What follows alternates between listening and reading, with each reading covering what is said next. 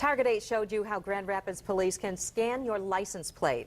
Now we've learned that someone wants that information police pulled, and they're requesting it through the Freedom of Information Act.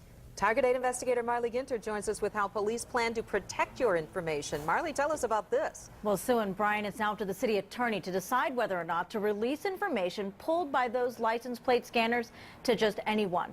Tonight, I wrote with a sergeant to see if your tax dollars have gotten results and what police are doing with information on where you've been. Every beep means another snapshot of a license plate. The Grand Rapids Police Department put the license plate recognition system in place in 4 cruisers about a month and a half ago. Basically, you're driving around and just scanning plates.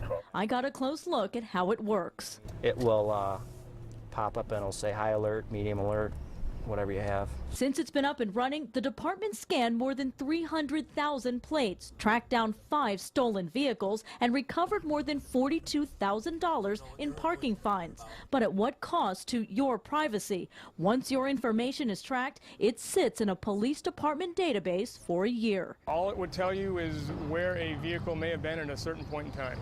But if I didn't want somebody to know where I had been, is that appropriate for that information to be out there?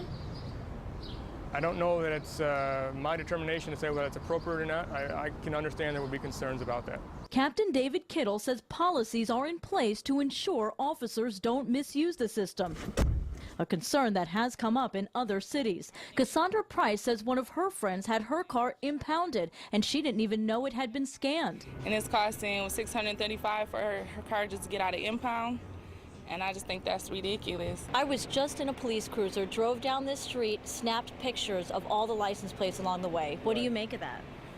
Well, it's kind of something that I didn't know, and it's kind of, kind of an invasion of privacy. I have nothing to hide, so, I don't have a problem with them running my place if necessary. Can you trust your officers to use these appropriately?